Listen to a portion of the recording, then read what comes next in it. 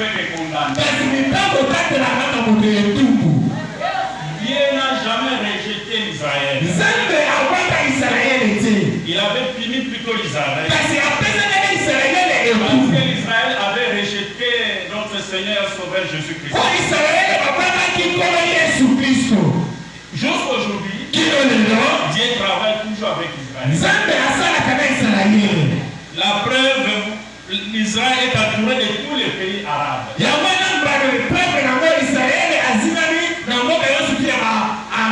Et malgré les complots des pays arabes, faire la guerre avec l'Israël, ils ne l'ont jamais vaincu. Jamais. Une fois. Quand vous combattez Israël, vous combattez Dieu. Je ne sais pas où Dieu a été vaincu. Dans la Bible où je lis, je n'ai jamais vu quelque part où Dieu a été vaincu.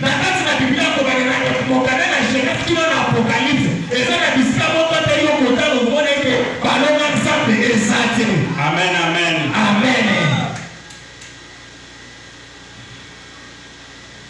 Dieu a puni Israël afin que les nations soient sauvées. Parce qu'il était venu que pour eux. Dieu a pris l'Israël comme le prunelle des yeux. Il a tant aimé Israël. Mais Israël a rejeté. Comme c'était l'époque où il fallait avoir des chars, il fallait avoir des soldats partout. Comme notre Seigneur et Sauveur se faisait dire qu'il était le fils du roi. Et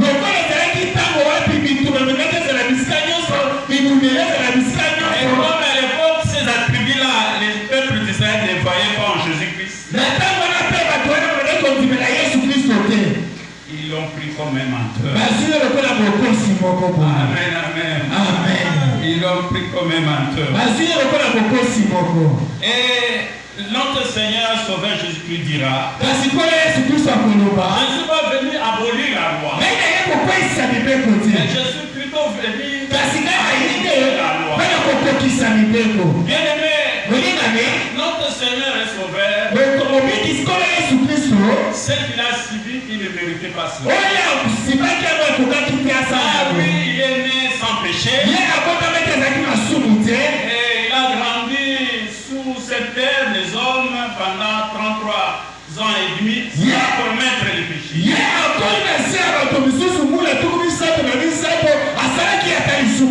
Et quand il était arrêté, quand il transportait la proie, c'est vous et moi qui devons transporter cette proie.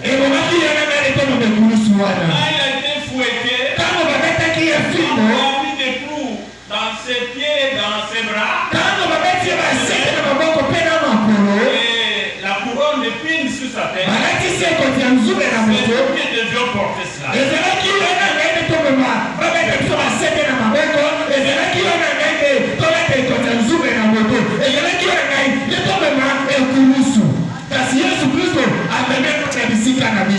Amen. Et comme il savait que nous étions sous les règnes du péché, cette bataille-là, nous ne pourrions jamais l'emporter. Raison pour laquelle il s'est substitué à notre place. Il a pris tous nos péchés afin que lui soit condamné, jugé et crucifié.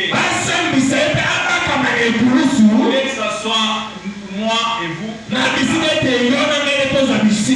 C'est nous qui méritons cette grâce. On a eu cette grâce. On a eu cette faveur. Et nous mettre à côté. C'est lui, le créateur de toutes choses. C'est lui qui a créé ce monde. Il a préféré que sa créature puisse à la rigueur se moquer de lui.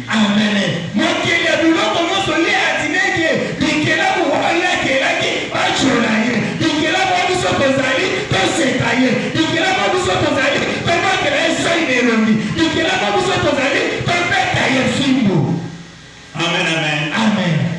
Il y a a les nations aussi. Et les nations ou les représentants parmi les collaborateurs du patron. On lui a remis que 5 talents. Au lieu d'aller fructifier, le cœur du patron, il a préféré dire tu ne pouvais pas.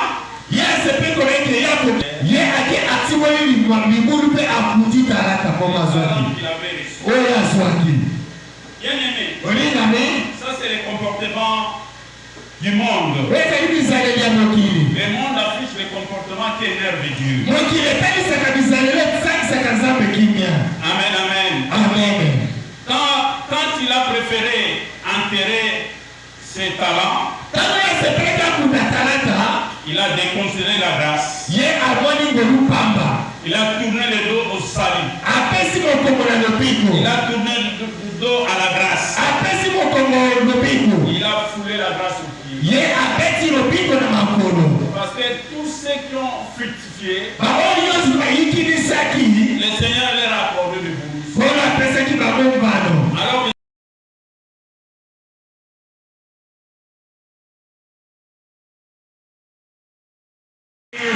c'est lui le soleil de la justice. C'est lui la force des faibles. Amen. C'est cet homme-là que je vous présente ces mains. Autrement appelé la grâce. Quand la loi condamne, la grâce pardonne. Quand la loi abaisse, la grâce élève. Quand la loi maudit, soyez bénis. Soyez bénis. Et le Dieu de mon Père a besoin d'appeler Jésus-Christ pour bénir sa bonne âme.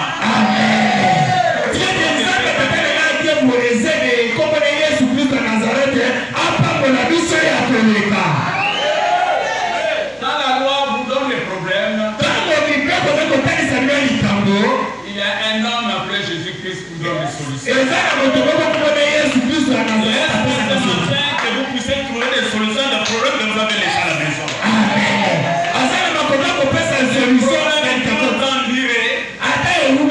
Vous qui avez régné pendant plusieurs années dans la loi, et cet après-midi, elle va plus tomber au nom puissant. C'est vrai que Jésus-Christ est ressuscité du 3e jour. La terre n'a pas su le contenir. La terre est incapable. La terre s'est réclamée, je suis incapable. Mon créateur. Je n'ai pas de pouvoir sur vous. Je ne peux pas. Vous vous mettez mal à l'aise. Et le Seigneur devait sortir. Rien ne peut l'empêcher. Le Dieu de mon Père, le Dieu d'alliance, qui vous bénisse. On peut se mettre debout pour quelques minutes de prière. Santo